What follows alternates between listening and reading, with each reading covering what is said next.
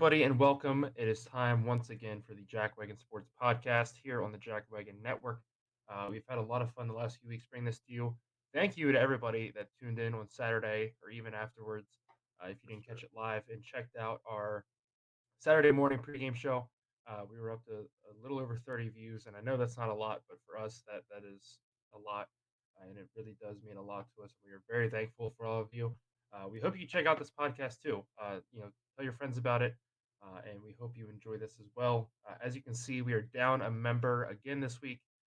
Slade just thinks vacation is way more important than Yeah, hanging out with us, I guess, but it is what it is. I mean, we're just going to do whatever. it without him. But no, we had a very busy weekend. We had week one of college football. We had the first round of the NASCAR playoffs. We have IndyCar season getting ready to wrap up. They head to their season finale. We have the NFL starting this week, so we're going to finish our NFC preview, get you ready for week one, give you some predictions there. So we have a lot to talk about, so we're going to get right into it. With that being said, I just mentioned it. We had the first playoff race at Darlington. It was a great race.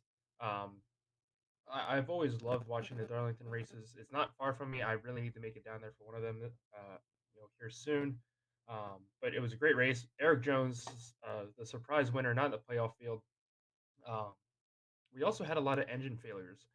We had Kyle Busch, Martin Truex Jr., Kyle Larson had some issues. Kevin Harvick also had some issues. I don't think it was necessarily the engine blew up. The shit just caught on fire. And then Chase Elliott also had issues as well, taking him out of the race. He was not very happy afterwards. Here's a look at the updated. Oh, that's IndyCar. Here's a look at the updated playoff standings after the Darlington race. Joey Logano leads the way. Your four drivers out right now are Kevin Harvick, Chase Briscoe, Austin Dillon, and Austin Cindric. Nick, just your thoughts on the race, real quick on the weekend, and your thoughts on the last two playoff races, and if your prediction for the first four out change after week one. Yeah, so as far as the race itself goes, uh, like usual lately here, I didn't get to watch it. Got to watch the highlights afterwards, read some of the interviews that went on and whatnot. And the first thing I just want to say is we talked about it last week, and this goes to show like the playoff format. We just had a winner that is not actually in the playoff sit there and win the race. In my opinion, that guy should still have some sort of contention if he were to bust off multiple wins in a row. Just still win a championship. So, not that I think he's going to do that, but just saying in general. Um, as far as my four out, Harvick being in there, definitely I did not have that called. One bad race I don't think means a whole lot. So at this point, I think I'm gonna change or keep. Sorry, my first four out rather than changing. Yeah, I mean, we're heading to two tracks that Harvick performs really well at in Kansas and Bristol. He almost won Bristol last year. Kansas at the spring race. Granted, he didn't have speed, but a lot of the Storehouse racing cars did not. Since the season's gone on, he has picked up some speed. Um, so I definitely think that yeah, he's in danger. I'm not saying he's safe or anything like that, but he's definitely heading to two tracks that are comfortable for him. But I mean, the playoff standings overall were really shaken up. Christopher Bell jumps all the way up to fourth in the standings, as you can see here. Ryan Blaney dropped a couple spots, but he's still in really good contention. Um, but yeah, it was. I mean, this is what the playoffs are. I mean, one bad race can derail your whole season. You saw Chase Elliott came in leading the points. All of a sudden, he's down to ninth. You know, 14 points above the cutoff line, and that is the excitement factor that these playoff brings, and that's the one thing that I do enjoy about the playoffs is it brings a lot of excitement factor. I mean, we talked about it last week about what we would rather prefer. At the end of the day, this is what we're stuck with, and hey, I might as well enjoy it while it's here. Yeah. Uh, as far as Eric Jones, I mean, it's great to see him win. He was at JGR for a couple years. You could tell he was put in good equipment, but definitely was not up to par with his teammates and Denny Hamlin, Kyle Busch, and MTJ. You could tell there was just something different about those cars, and it's like that at every four-team operation. It seems like to me, it's like you have the star, you have the next two, I would say, that are probably getting really good equipment, and then the guy at the end, he's not getting the best crew guys, not getting all the best stuff, and a lot of people and me especially feel like he kind of got shafted at JGR. Um, goes over to Richard Petty Motorsports. does decent last year, and now GMS comes in, partners with Richard Petty, and here we are. They get their first win in a couple years.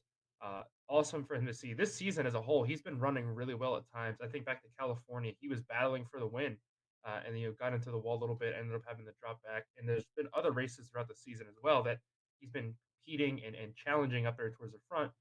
It's nice to see him finally get a breakthrough. So I was really excited to see that and very happy for him. As far as my first four out, I'm gonna like I said, I think Harvick can bounce back here. Um, I'm gonna say Briscoe, Dillon, and Cindric will probably miss the cut.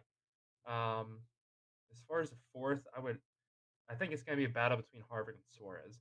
As much as I hate to say that because I really want both of them to advance on, just ahead of them, Kyle Busch maybe. Other than that, I think everybody else in front of the cutoff line right now, unless something drastically goes wrong in the next two races, should be safe. But we will have to wait and see. Speaking of motorsports, we had the IndyCar Grand Prix at Portland this past weekend. Lots of news going on over in the IndyCar world. We have Colton Herta, who's trying to get approved for an F1 super license so he can go race for AlphaTauri next year. The FIA is currently reviewing his appeal. I believe he's 4 points short of the super license, and so he's trying to get an appeal so that way they grant it to him so we can go race in F1 next year. So that is something we'll have to keep our eye on. Scott McLaughlin gets a huge win. As you can see here, the top five in points are going to be the challenging for the championship at Laguna Seca here coming up. I'm super excited to see the race. It's always one of my favorite tracks to go to. Will Power has only had one win all season, but he's been super consistent. I believe he's only had two finishes outside of the top 15 all year. Been clicking off podiums and top 10 finishes to get himself into this points position. Marcus Ericsson was strong through the middle part of the season, won the Indy 500 and kept his points lead up until a few races ago. Joseph Newgarden has come on as a late. Scott Dixon, the veteran, who just always seems he finds a way to get himself into the championship fight. And Scott McLaughlin, like we said, just won to keep his championship hopes alive. Nick, your thoughts on who you think is going to take home the championship at Laguna Seca? Yeah. Really, I can't sit there and count any of those top five guys out at this point. Obviously, one race left to do it, and when I think of people who need to win races, that win races, Will Power and Scott Dixon are probably the first two that I would name in IndyCar. Um, so, in my opinion, I think the main battle is going to be between those two guys. But obviously, the race will depend on where everybody starts and whatnot. So, we'll see here in a little bit or in a couple days exactly how it's going to look and know okay who's going to be battling who, for what spots. But those are the two guys I'm keeping an eye on.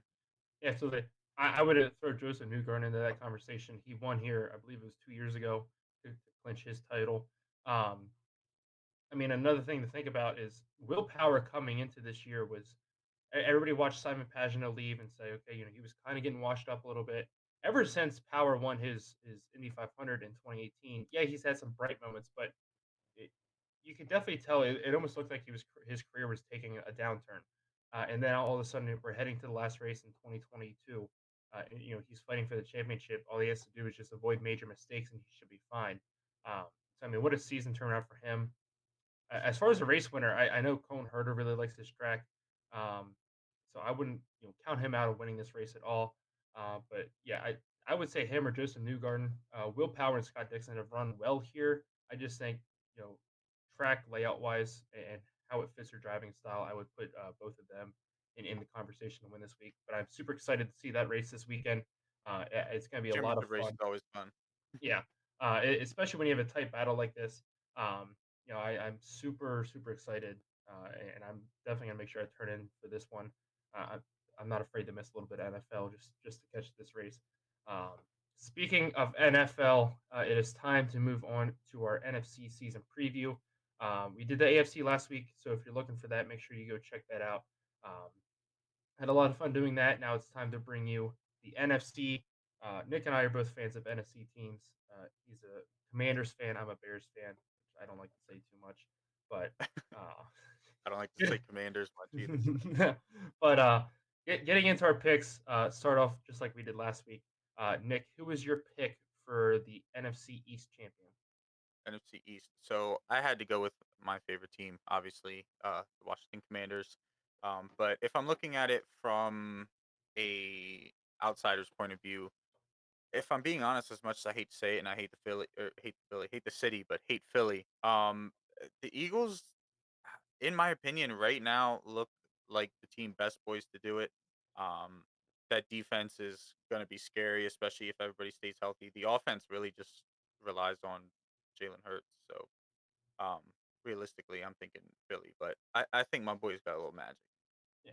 I mean, Slade goes with the Cowboys here in the East. I think this division year in, year out, no matter how good teams look on paper coming into the season, it always turns into a crapshoot. Every team in this division to me is always one injury away from plummeting down the standings. Um, I did go with the Eagles with my pick, but I could definitely see the Commanders with a much improved team overall this year, vying for the division.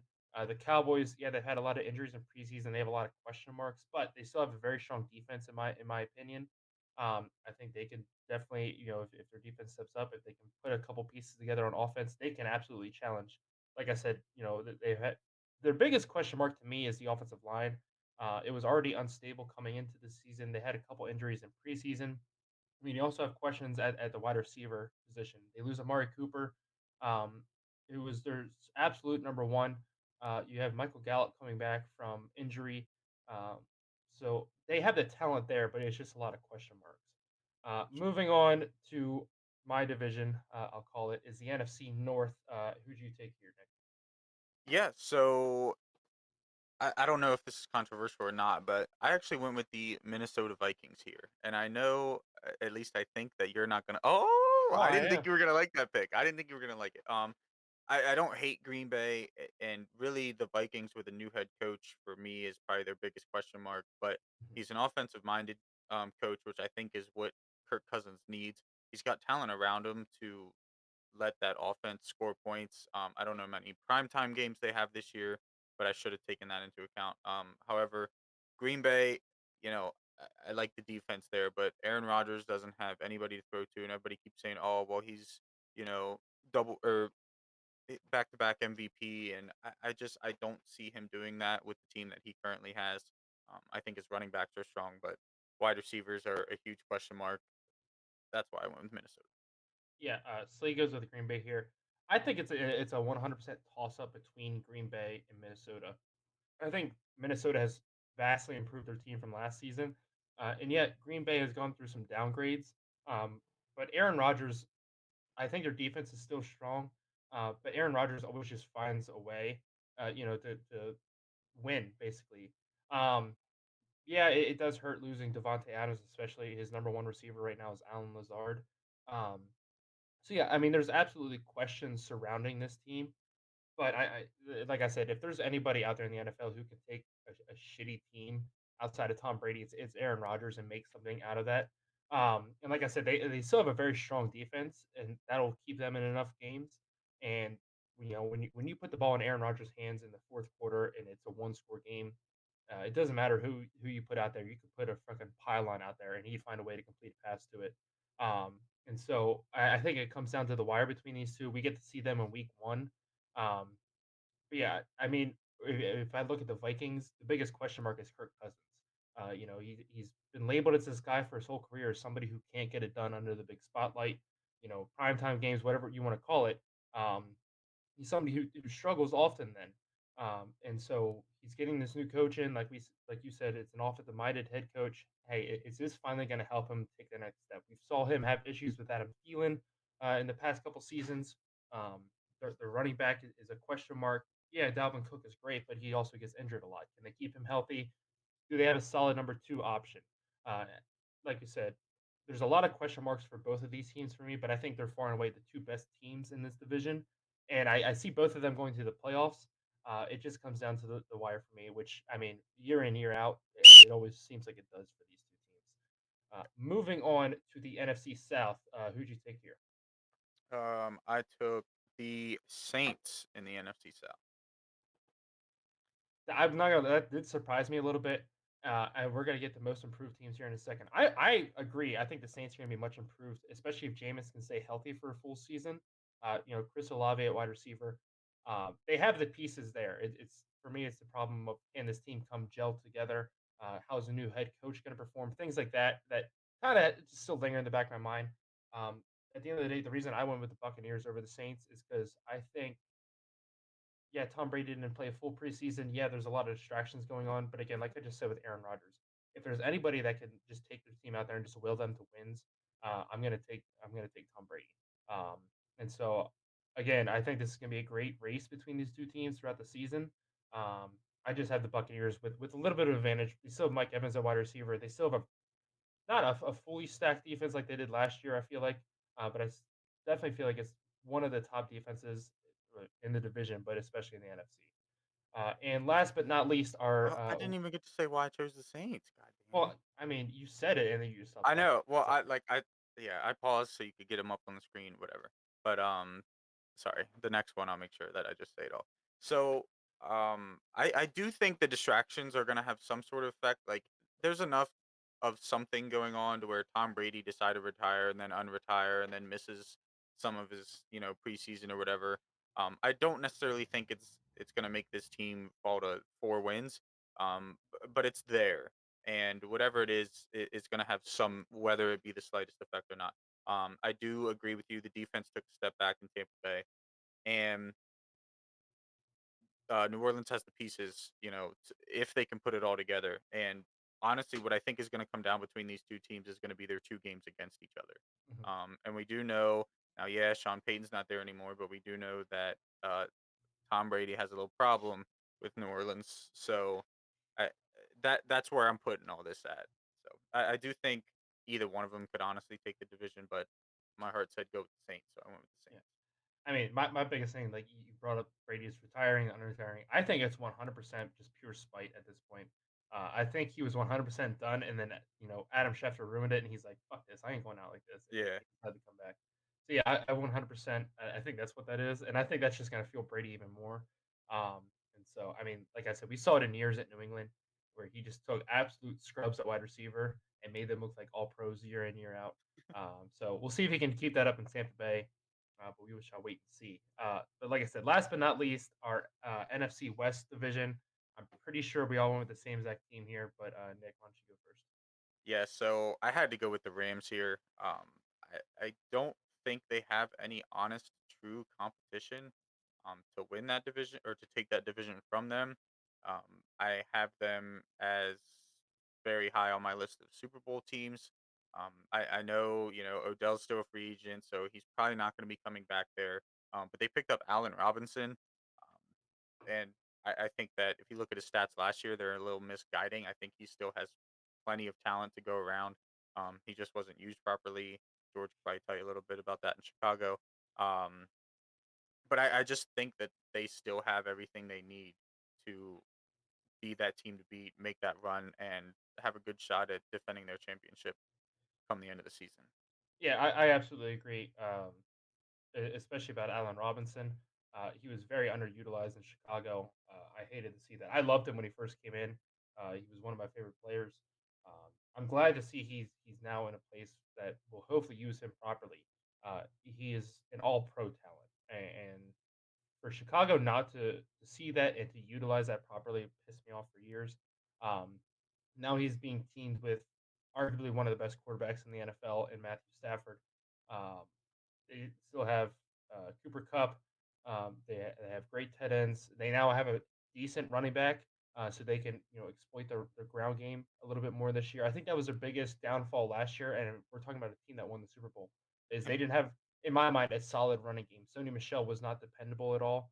Um, he would get some good runs here and there, but then there would also be third in inches, and he couldn't. He just didn't have any muscle. I expect the run game to be a lot better, and from there, I expect the offense to be a lot more potent and dynamic and be able to run the ball and pass the ball. You don't have to guess on a third and six if it's a play fake, and it's absolutely a play action. Um, so I'm excited to see this offense. I think take another step this year. And their defense, they get Aaron Donald back. Um, Jalen Ramsey's still there. While I'll keep my thoughts about him to myself, but I think this is definitely the team to beat in the NFC still. Um, and especially in the NFC West, like you said, I don't see anybody competing with them. I think the 49ers are taking a step back this year. Seattle's definitely staying in the cellar. And then you have the Cardinals, who I think are going to be a half decent team, but not on the Rams level. Moving on to our playoff teams, Nick, I'll let you go over yours first. Yeah, so obviously the four division winners, and then I went with Philly because, like I said, I realistically think they have the better team on paper to win the division this year, and the Bucks and the Packers, because, like I said, in both of those conversations, I think that division could go either way, and whichever one of those two teams loses is still getting in the playoffs. And I just, like you said, I don't think Arizona has the talent to win enough games to consider themselves a playoff team at the end of the season. Um, their wide receiver room is questionable. Kyler Murray himself is questionable. They have Connor, but other than that, the offense has a lot of question marks, and Yeah. the defense is going to do what they do. But I don't think it's going to be enough to win 11, 12 games this year. Yeah. I mean, another thing about the Cardinals too, and we're going to talk about our decline teams here coming up in a little bit. Um, I think there's too much distractions going on. Like everybody made a big deal over the offseason. Kyler Murray's new deal. He had that uh, I'm going to call it the Madden clause, but it was a video game clause, Call of Duty clause, whatever you want to call it, where they were worried about him focusing on video games a little bit too much, and that thing blew up. And then in the preseason, he had the whole spout with I can't think of the coach's name, Cliff Kingsbury. Yeah, Um, he had the whole spout where he didn't like his play calling. So Cliff's like, fine, you call the fucking plays. The first preseason game it didn't go well, and from there, he got better with it. And so I think there's a lot of animosity between those two, and throughout the rest of the season, that's not going to get better. It rarely ever does, and that always almost leads to problems every single time. So I think that's going to hurt them. Slade's playoff teams here, so he has his four division winners: the Cowboys, Packers, Bucks, and Rams. He went with the Panthers here, which when he told me this, I thought was a little surprising, but then I thought about it a little bit more. Um, this was a 3-0 team last year. They looked really good, and then Sam Darnold just started to fall apart. I mean, especially you think about that the Cowboys game. They easily could have won that. He ends up throwing, I think, three picks, and that did not help. Uh, Baker Mayfield is a step up. Everybody, you and I talked about this when in Slate 2 when the trade happened. Baker Mayfield gets a lot of shit, and I get he is not a perfect quarterback. He is not a Matthew Stafford, Tom Brady. He's not on that level, but he was a quarterback that was able to lead the Browns to their first playoff appearance and their first playoff win. Um, you know, like I said, he's no saint. He's not. I don't want to say an all pro quarterback, um, but he's definitely somebody that can lead franchises to playoffs. He's shown that. yeah. Um, and I think the Panthers have a decent team around them this year. I can easily see it being a three-horse race between the Bucks, the Saints, and the Panthers if a couple things go right for the Panthers. Um, If CMC stays healthy, that's yeah, huge. that's always their biggest thing. And I mean, I know they do still have a couple questions on the defensive side of the ball. They get Jace Horn back at I want to say that's his name, and I might have confused him with somebody else. But in the secondary, he looked great his first couple games last year before he got hurt. So I mean, I think overall this team is definitely going to improve this year. Playoff worthy, we'll have to wait and see, especially how their schedule plays out. But like I said, I was surprised when he first picked this, but the more I thought about it, I was like, it's not the worst pick. At Yeah, least he didn't pick the Bears or the Seahawks to go to the playoffs. yeah, His other playoff teams then are the Cardinals. We just talked about that. Again, they absolutely have the possibility to be a wild card team. It'll be a wait and see game with them and the Eagles. My playoff teams, I go with the Eagles, the Vikings, the Bucks, and the Rams as my division winners.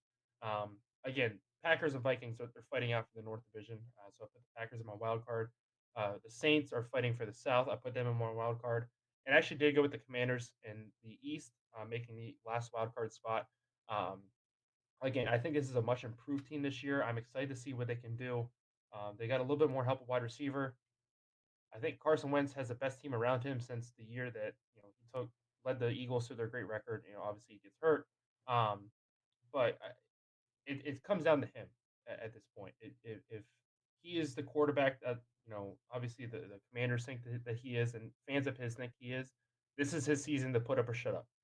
You either have a half decent year, and again we said it earlier, he wasn't terrible with the Colts. He got a lot of unfair blame there, and I think he's going to be playing with an extra chip on his shoulder this year, and I'm excited to see what he can do. Again, I think the Cowboys are just taking too much of a step back. I think the Giants are a sleeper team. I think a lot of team people are underrating them. I think everybody expects them to finish at the bottom of the NFC again. I think they could easily be in competition for the NFC East. We shall wait and see. Uh, Daniel Jones just needs to mature and grow up a little bit at the quarterback position, and that's absolutely a lethal team. But we shall wait and see on that. Moving on, it is time for our NFC Championship picks. You already alluded to the Rams. I'm picking the Rams. I think we're all on the Rams here. I don't think there's any real question about that. Again, I think they reloaded super well last year from the Super Bowl. Um, I just don't see any huge, outstanding flaws. Now, obviously, injuries can happen, and that's a risk you take every year. Um, but as far as this goes for me, like I said, I think they reloaded too well. They have too much returning, and Sean McVay is arguably one of the best head coaches in the NFL. So for me, I feel like it was an easy pick. Yeah. I do want to say though, as much as I hate to say it, if Jalen Hurts becomes the quarterback this year that they for some reason think he can be over there in Philly, um, that's a team that could be up here. I still don't know if they're good enough to beat the Rams, but you catch them on the right night. That's a team that could be up there in conversation. So we'll see. But I don't think Jalen Hurts is that guy, pal. Yeah, I agree with you. I, he's a decent quarterback. He's not the Yeah. worst quarterback in the No. NFL, and certainly not in his own division. But um, I feel like there's he doesn't have the confidence yet. I feel like when Gardner Minshew came in for him last year, you saw a guy with confidence lead that Yeah. team, and he got a couple wins. Um, I just don't think Jalen Hurts has enough confidence in himself, and maybe he found that off season. Like I said, we'll have to wait and see. Um, so all of us are writing the Rams for the NFC Championship picks. Moving on to our most improved teams in the NFC. Nick, I'll let you go first. Yeah. So, okay, you brought it up on the screen. Cool. So I got Washington. Obviously, went 7-10 last year. I have them winning the division or at least competing for it. I think with as easier as their schedule is, there's a very real possibility for 10, 11, maybe even 12. However, being a Washington fan, it's probably more realistically like 8. Um, because we never seem to take advantage of things we're supposed to. I have Detroit in there. I think they should have been a better team than they were last year. Had a few things not fall their way. I mean, they lost the game to the Ravens to the longest field goal in NFL history. They just all season they had shit that was keeping them out of games. And then third, obviously, I have the Saints. I talked about it. Um, I think they're gonna win that division this year. And they went. I want to say I didn't write it down. I think they went 8-9, eight and That nine, sounds nine right. and 9-8. Yeah, somewhere floating around even. And I think they're going to be pushing for 11, 12, maybe 13 wins Yeah. this season. Yeah, again, and a lot of those losses are because Jameis Winston goes down, and you have to put Taysom Hill at quarterback for an entire game, Yeah, which was never going to work. no, I went with the same exact teams that you did for mostly the same reasons. The last thing I'm going to add to the Lions pick is I think this team has started to buy it. You saw it last season; they bought in more and more to the Dan Campbell regime. And I think over the offseason, and if you watched Hard Knocks at all, um, I think that team as a whole has just again fully bought into his system and his beliefs. I think that more than anything helps a lot of football teams win games. They're going to get into situations this year where it's a one possession game, and whereas last season they're probably sitting there going, "Shit, here we go again." Um, I think this year they're going to be sitting there going, "Okay, it's time to go. Let's go." And again, this is also a team that we saw just absolutely fucking demolish the Cardinals last year, and I think a lot of yeah, people forget that happened. So we know that this offense and this defense have that kind of potential to stop, dead in its tracks, one of the best offenses in the league at that point in the season last year. And I think this is again. I don't know if they're quite ready to compete for the NFC North. They might even compete for a wild card spot. We'll have to wait and see. But yeah, I think they're going to be vastly improved from the 3-win team they had last year. But yeah. we'll have to wait. And the key for them is, and you kind of talked about it, you got to embody the Detroit City mindset. Like Yeah, we seen it with the Bad Boy Pistons. Um, you got to know that you're in Detroit. This is what Detroit is, whether you're from Detroit or not, because obviously most players on the team probably aren't. Like that's you embody that attitude, and I think that's what Dan Campbell is trying to do in there. They're going to be tough. Yeah, absolutely. I'm super excited to see that. Slade's picks for most improved teams. He went with the Eagles as well as the Panthers. We already kind of alluded to as why the Panthers. Slade's really buying into Jalen Hurts at QB this year, I guess. Moving on to our most declined teams. Um, you kind of shocked me with one pick, but it also makes sense. You go with Green Bay, Dallas, Tampa, and the Cardinals. I'll let you get into yours first.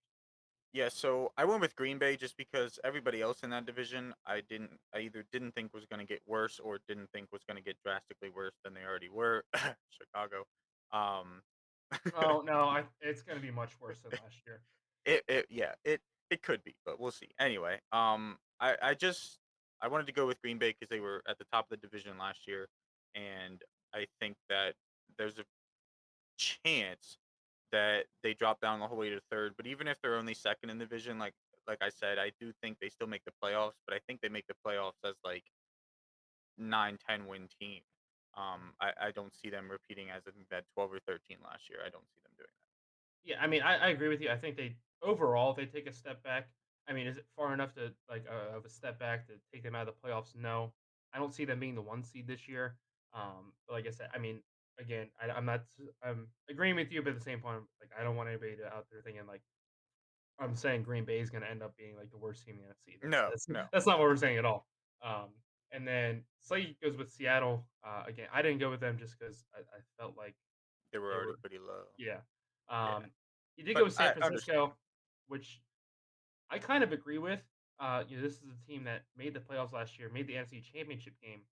Um, I think there's just too much instability across the team. I think Trey Lance is going to be a decent quarterback, but I don't know. In my mind, I don't think he's ready yet. But we'll have to wait and see. But I think there's a lot of drama going on around that team, and now they decide to bring Jimmy G back and have him as their backup. Um, and so who knows if Which that's is going to cause fucked, drama. by the Yeah. way. Is Trey Lance gonna be looking over his shoulder every time he makes a mistake? And that could easily compound more and more mistakes. Um, so I can definitely see where San Francisco is a team that takes a big step back this year. Yeah, But and I we'll don't have to think Debo Samuel has the same success he had last year. I think he'll yeah. still have success, but teams are going to know how to figure him out. We see receivers like that do that kind of hybrid role Mhm. usually have one good season, maybe two good seasons, and then everybody figures them out or they get injured because of their workload or Yeah. whatever. So I just don't see him repeating the same way. Yeah. Yeah, I think he's still gonna be a good producer. Is Yeah. he gonna be like, wide receiver of the year material? In my mind, no. But we shall wait and see. Moving on, so that'll wrap up our NFC East preview. Um, we are super excited for week one to get started here soon, really. Um, moving on, it is time to go over our week one picks, just like we do for college football. We're gonna keep standings up throughout the year. Um, First game up that we're gonna give our predictions for. I can't. A lot of ums coming out of my mouth today. First game up Thursday night, 8:20 p.m. The Bills are at the Rams, and also I made sure when I made the graphics this week, I changed Uh, everything for so you. this isn't Georgia's spread. Yeah. Okay. So the Bills with the Rams Thursday, 8:20 p.m. on NBC. Buffalo's a 2.5 point favorite. The over under is set at 52. Nick, who are you taking? Yeah, I went with Buffalo on this one.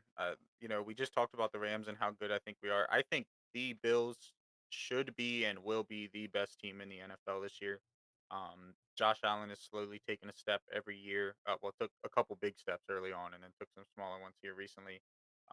He's got the talent around him. Gabriel Davis is kind of stepping into his role. McKenzie ain't half bad either, and obviously he's got Diggs. I think the running backs are good enough to do what they need to do. Um, and the O line solid. The defense, we know what the defense is. I think Buffalo is the best team in the NFL, and they're going to show it week one. Slade also goes with the Bills here. And I went with the Bills as well. So congratulations to LA on going Yeah. 1-0. The only thing I have left to say is it is bold of them to set the over under 52 for probably the two best offenses in the NFL. Yeah. Uh, There's good defenses, but this is I still. yeah. So if I was able to put a bet in, I would definitely hit the over. Um, But that's gonna be a great game. What a way to start off the season. I don't Yeah. think they could have picked a Facts. better matchup to start week one. Moving on, I think the most talked about matchup is the Browns at the Panthers. Obviously, with Baker Mayfield going there, there's been some news reports that he said some things. He's come out and said, "No, I didn't say that. I respect the Browns." We'll have to wait and see. But I think this is gonna be a great game down here in Carolina. This is Sunday at 1 p.m. on CBS. Carolina opens as a 1.5 point favorite. The over under is set at 42. Nick, who you thinking? Yeah, I'm going with Carolina on this one. Home field advantage. I think, like we talked about, they're a very slept on team, especially now that they have Baker. And the Browns, especially right now without Deshaun Watson, other than their running backs, I can't tell you what they have on offense. Um, They oh, got they Amari got Cooper this year. yeah, Yeah, Amari Cooper, yeah, with a quarterback who's not going to be able to get him the ball efficiently, at least for the first 11 weeks. So I don't see this going well for Cleveland. This might start an absolute downhill spiral, but Carolina. yeah. Slate goes with Carolina, and I do as well. Um, I think Baker Mayfield is definitely going to come out and play with a chip on his shoulder. And when we've seen before, when he does that, he plays like he's one of the best QBs in the league. He just doesn't do it consistently. I think he's going to come out and show that for himself. He's going to be throwing the DJ Moore. They have a healthy CMC to start the year. How long that's going to go continue for, we don't know. I think their offense is going to be a little bit too much for the Browns. Now, I understand they have Miles Garrett, and yeah, that's going to be a force to reckon with. But I think overall they just have a little bit too much for the Browns week one. Moving on, the next game, I believe this is Fox's game of the week, and it should be. We have Green Bay at Minnesota. Um, I'm very excited to see this week one. We just talked about this is going to be a battle for the division this year. Um, this will be Sunday at 4:25 on Fox. Green Bay opens as a 1.5 favorite. The over/under is set at 47. Nick, who are you thinking? Yeah, so in Minnesota, it is not in prime time. Luckily, only 4:25, and like I said, I think this is a Minnesota team that's going to come out firing. This is a season-defining game if you're Minnesota because you're used to looking in Green Bay's shadow. I think Minnesota's going to come away with it. Yeah, Slade goes with Green Bay again. That's who he picked to win the division. I think this is going to be a great back and forth game. I'm again, like I said, I'm excited to watch it. I went with Minnesota as well here.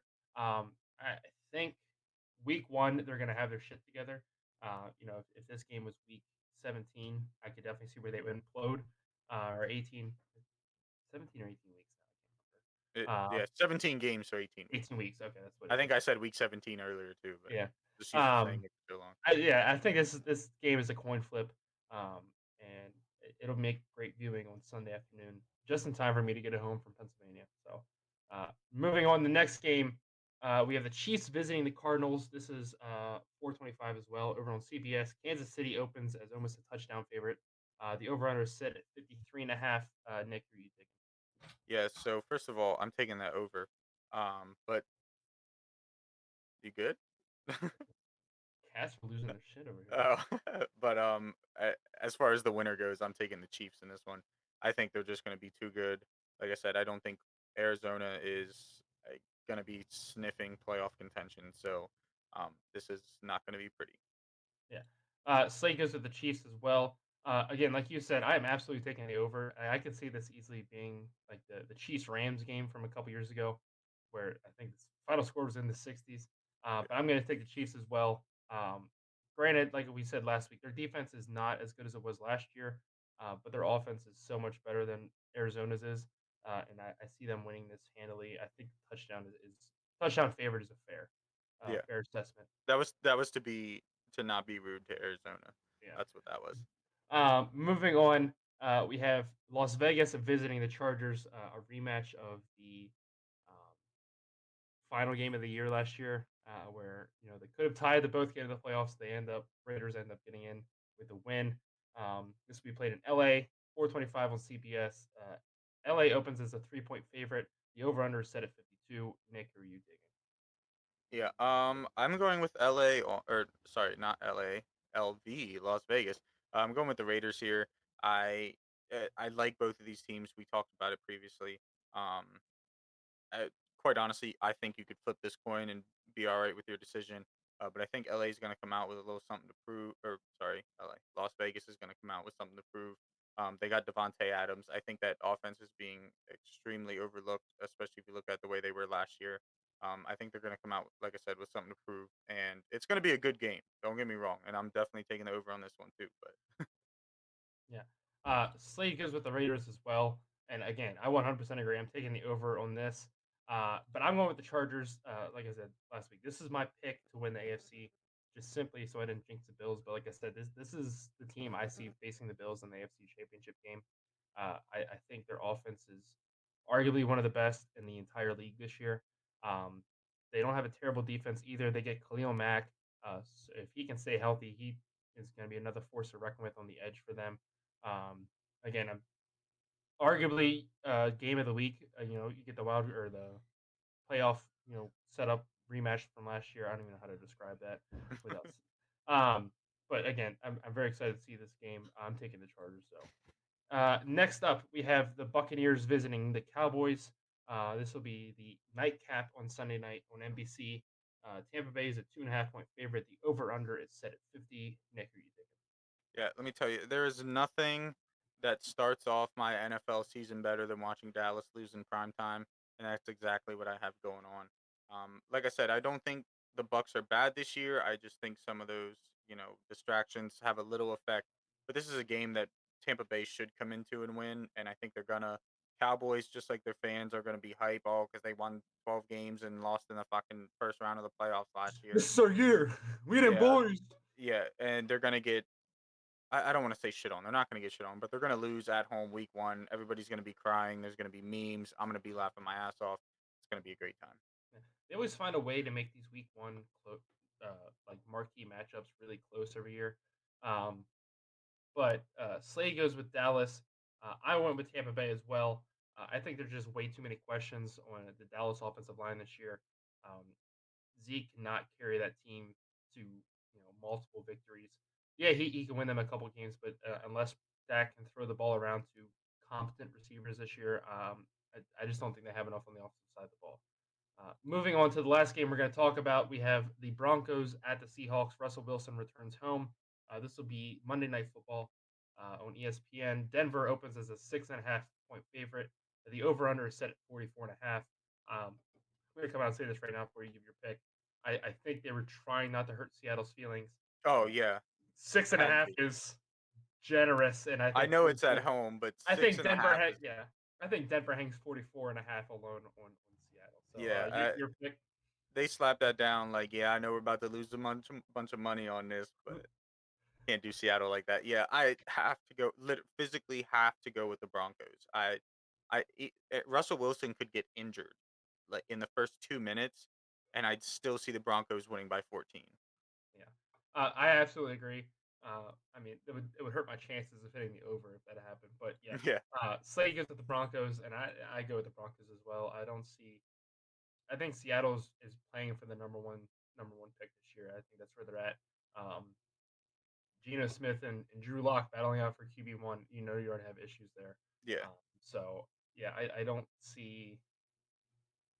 Not necessarily that this isn't going to be close, but yeah, it's very hard for me to rationalize any reason that I think Seattle could keep this game close outside of the third quarter. yeah, Moving on, we had an exciting week one of college football.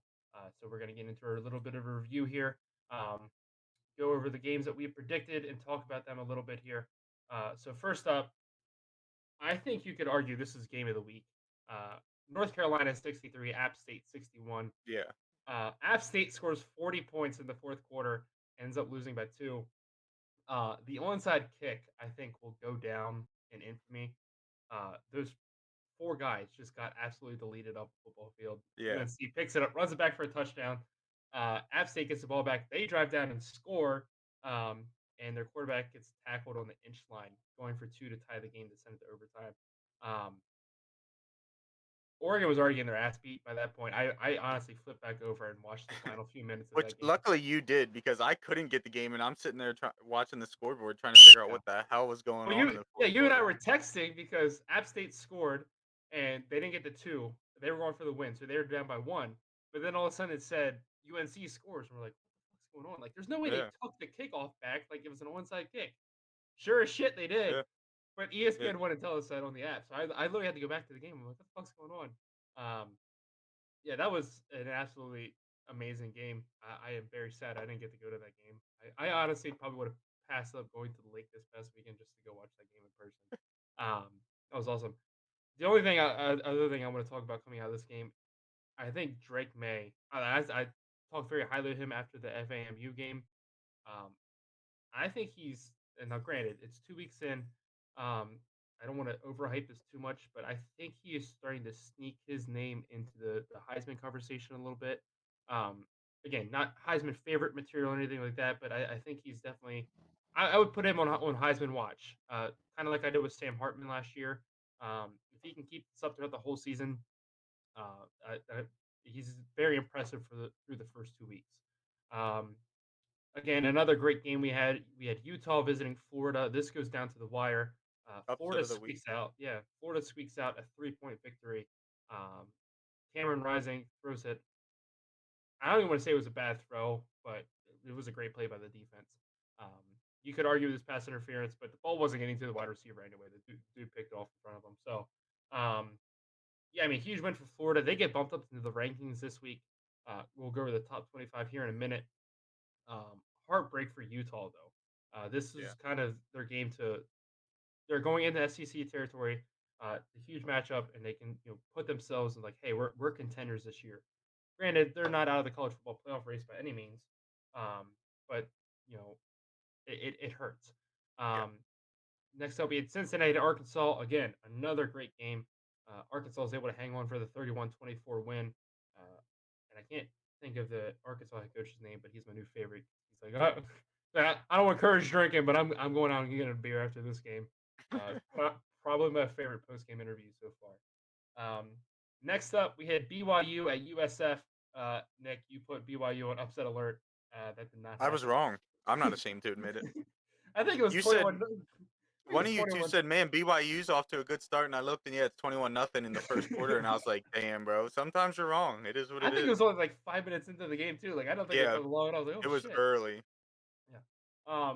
The Brian Kelly heads. I don't even know what to call it. I was gonna say dynasty, but it's sure as shit ain't that. The Brian Kelly regime at LSU gets off to a rough start.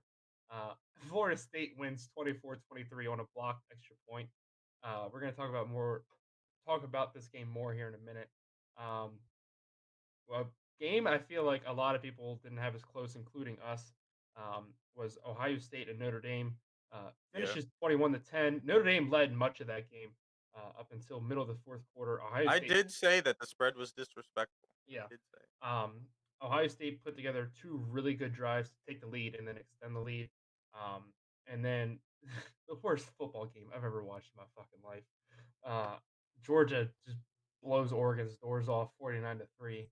Um, I turned the game off when it was 28-3. I ain't watching this. When Bo Nix threw the pick when we were just outside the red zone, if the child next to me was not sleeping, I would have screamed profanities people probably have never heard of. I was so over it at that point. There wasn't enough bush light in the world to cure that. Um, but That was bad. that's the scoreboard from week one. A look at the updated standings. Slade holds a slim lead over Nick in the game picks. He is 12-5. Nick's 11-6, and I am officially not 500 anymore. I am 8-9. In our cash out standings, Nick still leads the way at 8-4.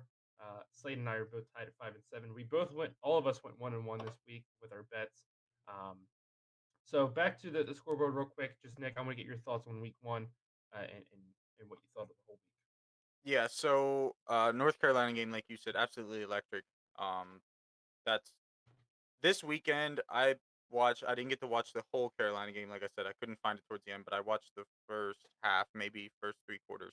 And I got to witness both of the highs and lows of college football because I was also flipping to the Iowa. Was it North Dakota? No, South Dakota State. Yeah. Yeah, and the game finished 7-3, and it was 3-3 at one point. So you do that math. Somehow Iowa got two safeties, and it was probably the most boring football game I've ever watched in my life, and I can't stand watching Pee Wee football. So that should tell you a lot. I think they Uh, so I Tony and I were watching that game before the Oregon game came on. Brian Ferentz needs to be fired. Like, I y- understand he's Kirk's son, but holy shit, like, there's so much incompetence in that offense, and it's yeah, year that in, year was out, and it seems like he has one really good game a year, and it's either against, like it is always against a really good team like Penn yeah, State or Ohio State, and any other time he shits the bed. Like, I understand it's week 1, you're still trying to figure a lot of stuff out. It's the first time we said this last week, it's the first time these teams are facing another school or yeah, another offense, defense, whatever. So I understand, it taking a quarter or maybe even a half. And South Dakota State is not a bad team. They are one of the best teams in the FCS. But 7-3 is just absolutely disgusting. Uh, yeah, Brian Ferentz needs to be especially fired. when you have one of the best defenses in the country. Like Yeah. they had good field position and still didn't do nothing with it. Um, and not even as often as you would think. South Dakota State was actually moving the ball pretty decently. They just couldn't get down to finish drives. But anyway, Cincinnati Arkansas game great. The Florida upset. I had it on my radar, but I just didn't think that Florida was going to be good enough week one to pull it off. But turns out Utah wasn't good enough week one to hold it off. Florida State called it. Um, Ohio State Notre Dame. That was a great game, and that really we talked about it. And I'm pretty sure you're going to talk about it here in a minute. Um, Notre Dame looked a whole lot better than anybody thought they would. Mhm. And really, that 11-point difference is pretty misconceiving. That could have very well been the going in Notre Dame's favor. So definitely going to be a team to watch this year. And Yeah, I won't say anything about the Georgia Oregon game I other than appreciate it. I don't think Georgia that looks there's really good. That's what I'll yeah, say. I Georgia don't think looks there's really anything to say about that good. outside of I think yeah, there was a lot of mistakes Oregon made that they could have done a lot better. Um, but at the end of the day, Georgia, Alabama proved that they deserve to be the top 2 in Yeah. college football. Ohio This first week we realized that it's still Georgia and Alabama's show. yeah. I mean, Ohio State definitely turned it on in the 4th quarter there. I mean, I think just from that game alone, if you take if week 1 ended the season and you looked at it would absolutely be Alabama, Georgia, a mile ahead of Ohio State. I think it was Ohio State still has the potential there. They lost JSN early, and I feel like that just knocked CJ Stroud completely out of rhythm. And their whole offense then from that point just couldn't get it together yet. Could not get it together. Um, 4th quarter they turned it on, and I remember watching Ohio State's touchdown drive to go up 21-10. Notre Dame was getting really good pressure. That's they were pressuring CJ Stroud. The biggest thing is Stroud showed how smart he is on his feet. I guess Oh yeah. is the best way to say it. He was scrambling. His receivers were finding ways to extend the play and get open. And no matter how good of a defense you have, it's always difficult to defend against a quarterback that can do that. On Notre Dame's offense, this is the second game in a row, big game in a row that we've seen their offense just go dead cold in the second half. That's something that I really want to see Tommy Reese get fixed with his play calling. Is it the quarterback? What is going on there that you can't continue to move the ball like you did in the first half? There was plenty of opportunities there for them to extend their lead. I think if they go up 17-7, I think Ohio State panics, and I think from that point on they're able to lock up that game. Um, but they need to figure out a way to continue offensive production into the second half. But yeah, you said it, 16 and a half points was disrespectful. After watching that Oregon game, I honest to God, I went on FanDuel and I was like, there's no fucking way Notre Dame keeps that at 16 and a half if Oregon couldn't. And I was dead wrong. Um, the LSU game, and here's what I want to talk about. I put it on our TikTok, but I want to go into it a little bit more here. Um, and I texted both of you, but you and I talked about this on Saturday night, or excuse me, Sunday night. I think it has become blatantly obvious that Brian Kelly was the problem at Notre Dame. As to why they couldn't beat high ranked opponents. They couldn't finish off good seasons in the national championship.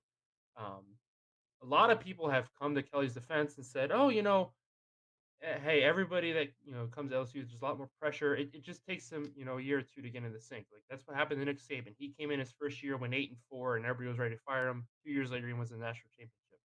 In my mind, I think these are completely different scenarios.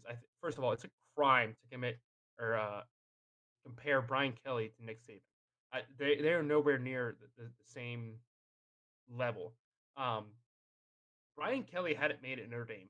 He had job security because as long as he was having winning seasons, Notre Dame doesn't like change. They don't want to bring in a new coach just because you're only going 10-2, 9-3 every year. And they don't want to disrupt things. They like to keep things simple. And so he was safe there. And now he goes to LSU in the SEC and a fan base who, if you're not going 10-2 or 12-0 every goddamn year, Yeah. you're a failure. We've seen that with many coaches who are putting up half decent seasons, winning records, but it's just not good enough. If your name isn't in the national championship conversation, you don't belong here. I think Brian Kelly is not a great recruiter.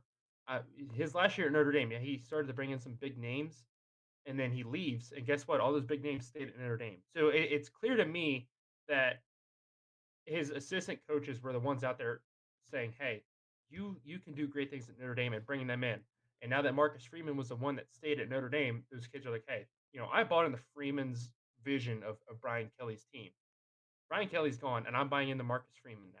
I think that team as a whole bought into Marcus Freeman a lot more than they ever did Brian Kelly, and that's why you had the 21-10 result.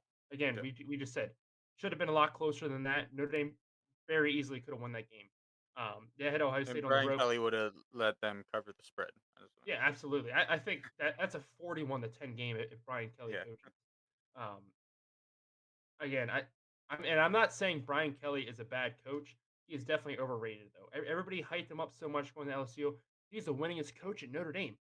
The fucking dude's record he beat was from the early 1900s. Like, I think that says more about the shitty coaches Notre Dame hired in between there than it does Yeah. about Brian Kelly.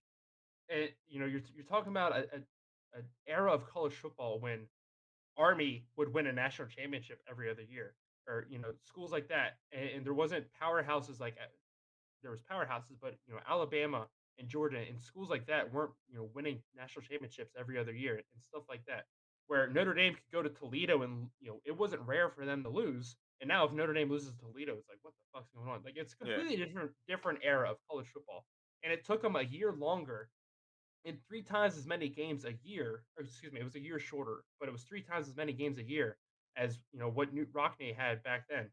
Um, so again, yeah, it's great for him that he has that record now. I think it's a little unfair that people are pointing to a record that was from the early 1900s. Yeah. But it is what it is. People are gonna, always make that comparison now. Again, I'm not saying Brian Kelly's the worst coach. He's probably the best coach LSU could have hired last year outside of Lincoln Riley. Um, but I don't think he's not going to bring the talent in he needs to compete with Alabama and Georgia and teams like that. I think kids are looking at him as like this corny old dude. Like we've seen these videos of him dancing and shit, and kids are like, I don't want to fucking go with that coach. Yeah. Like I'd rather go with a coach that he's going to be a hard ass on me like Nick Saban is. But guess what? At the end of the day, I understand that he's doing it for the better. We're going to build a national championship team. We're going to build an NFL type career here, and I don't think Brian Kelly has that in him. And I think it's going to get exposed even more at LSU. I think the only thing that's going to save him in recruiting is the LSU name. And I said this yesterday: is people are going to look at that and go, "Hey, I can go to LSU. I can play against these top tier guys at Bama and Georgia. I can make a name for myself, and it'll be just enough to get me on a draft board, and I'll get drafted. But outside of that, I don't see any appeal to go to LSU right Yeah. now. But we'll have to wait and see. Those are my 2 cents about Brian Kelly. I have a lot more, but we have enough other shit to talk about. Um, yeah. So week one was a lot of fun. I'm honestly just excited for week two. We have a huge bunch of matchups coming up. Um, we're going to talk all about week two on our Saturday morning podcast. Um, Out of the Tunnel, live YouTube 8 a.m. We really hope you guys join us. And again, thank you to everybody that joined us last week. Again, we're over 30 views. And so we are beyond grateful and thankful for that. The last thing before we go, we have our weekly top five, a pretty simple top five this week. Just our top five moments from week one of college football. Nick, I'll let you go first. Yeah. So up first at number 5, I have the finish to the West Virginia Pitt matchup. Um, at catch, not a catch. I didn't think it was a catch, but nonetheless, the team that I wanted to win, or that I not that I wanted to win, but that I picked to win, ended up winning. So I can't argue about it. Number four, I have these in my mind, but I didn't decide an order on them yet. So I'm gonna think through it a little bit. Number four, I'd have to say probably the UNC Appalachian State game. Just the craziness that went on there at the end. 60 points for both teams, 40 points scored by the losing team in the fourth quarter. Um, Hell of a game. Uh, Number three. Okay, so I'm gonna go. I'll come back to three. So number one, I had. I know I skipped two. I'm going backwards to work my way there. Up first, I have the Penn State Purdue game. Obviously, um, mainly because I had to get it on the podcast somehow because we hadn't talked about it yet. But um, in my personal opinion, I just want to say real quick, I think it was a good win. I'm not saying we're winning national champs. I think it was a good win. That's it. Um, Number two, I have the LSU loss to Florida State. I would have picked that one had Penn State and Purdue not been in such a good game, just because I love seeing Brian Kelly lose week one. Um, I that probably was the best part that happened to me all weekend. And number three, I have. Hold on. Can you bring up that graphic again real quick? Because I'm drawing a blank. I need to see it. Oh yes, duh. That's why I didn't remember. The Florida upset over Utah. I was rooting for Utah. I had Utah picked to win, but I love a good underdog win, especially week one to start this season off on just an absolute amazing weekend. So that's my top five. That's a pretty solid top five. Number five, I agree with you. I had the West Virginia Pitt game. It was so awesome to see that rivalry back. Um, the crowd was into it. That was such a cool atmosphere, and I can't believe I'm saying that about Pitt. Um, but I said this on Saturday's show. That is absolutely a game that deserves to be played every year. I think it's a crime that it wasn't played for 11 years, and Pitt 100% needs to play both West Virginia and Penn State every year. Moving on, my number four moment. I have get this to work here. Um, I have Anthony Richardson's touchdown pass against Utah with the pump fake spin move. That eventually led to them taking a lead and then the upset. That was one of the sickest moves I think I've ever seen. And when they showed the end zone came there, uh, I still can't believe that was real. Number three, I put UNC Appalachian State. What a game to open week one. Number two, I have Florida State LSU. Um, just watching Brian Kelly lose, and then the blocked extra point was just like the Oh cherry yeah, on top. icing Um, on the cake right there. my number one moment of week one was the NC State ECU game. Uh, a game everybody picked NC State to blow out ECU. It came down to a missed field goal and a missed extra point. Um, Heartbreak for ECU, but I mean that's what week one's all about is these low tier teams. I don't even want to say low tier because they're not, but these teams that a lot of people don't think have a chance. Coming out and surprising a lot of people, um, and that's what makes college football great. Um, and then real quick, I said we were going to go over this quick, um, and I forgot to talk about it. We're going to give you the top 25 rankings updated real quick. Number 25 is Houston. They go down one spot. That was an absolutely amazing game with UTSA. We didn't talk about that. Goes to three overtimes. Uh, Again, you could argue game of the week. Tennessee moves up two spots into the rankings. They are now 24th. Wake Forest is 23rd. Ole Miss is 22nd. BYU jumps up to 21. Kentucky stays at 20th. They have a huge game this week at Florida. Wisconsin down the 19th. NC State down the 18th. Pitt stays at 17th. Arkansas up to 16th. Miami 15th. Michigan State 14th. Utah drops to 13th. Here's where I have a little bone to pick with this poll. Florida jumps all the way from unranked to 12th. Again, I 100% understand that was a huge win for them. I'm not But saying a they bit don't. over exaggerative. Yeah, I don't. They deserve to be ranked. I think 12 is steep, to say the least. Oklahoma State 11th, USC 10th, Baylor 9th, Notre Dame drops down to 8th. Again, I feel like that's fair. they showed that they have a team capable of upsetting one of the top 3 teams in college football. If they would have dropped outside of the top 10, I would have questioned that, but I think 8th is fair. Oklahoma jumps up to 7th, Texas A&M up to 6th, Clemson drops down to 5th, Michigan jumps up to 4th, Ohio State and Georgia swap places, so Ohio State is 3rd, Georgia is 2nd, and Alabama stays 1st. No surprise after they absolutely just blew out Utah State. And classic Nick Saban screaming on the sideline, upset at his players because they missed one key. I think they had a turnover late in the fourth quarter, and I think they missed a tackle at some point, and they cut to the sideline and Saban I loses. was gonna say, yeah, they didn't score. I don't know if they ended up scoring at the end of the game again. I don't think so. But they hadn't scored from like 10 minutes left in the third quarter, and my first thought was, damn, Saban is probably infuriated. Yeah. Um, yeah. So I that'll also do it. wanted to say, I'll say it so you don't have to, because I thought you were gonna, but you didn't.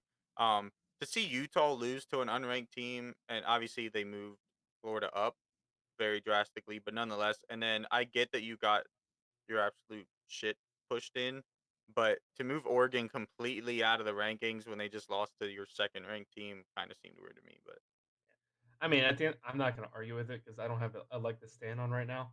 yeah, Now, this there's week, not much argument to use. yeah, this week we play Eastern Washington. Next week we play BYU. So I mean, if we can upset them, we play them at home, so that'll be a huge game. I Yeah, mean, it's a wait and see. Hopefully by week 3 we kind of have our shit figured out, hopefully. and we can play a little bit better. Um, but You that's just on hand. lost to Georgia like a or like a group of 5 team. Yeah. But yeah, that game's on Hannah's birthday weekend, so I really hate to ruin her birthday weekend Oof. because Oregon gets their shit pushed in again. Um, but that'll do it for this week's episode. We thank you guys so much for checking us out. Again, just a quick reminder: Saturday morning, 8 a.m. We will bring you out of the tunnel live on our YouTube. If you missed a live show, it's still up afterwards. If you want to go check out last week's and see our thoughts, before week 1 happened, and then compare them to after week 1 happened, um, feel free to do that as well. Um, Go follow our Instagram, Spotify, our Instagram, TikTok, and our Twitter. We would really appreciate that. And we'll see you guys Saturday morning. And Slade will Yep, be see back you too. Saturday. So, Yeah, you will. all right. Bye, guys.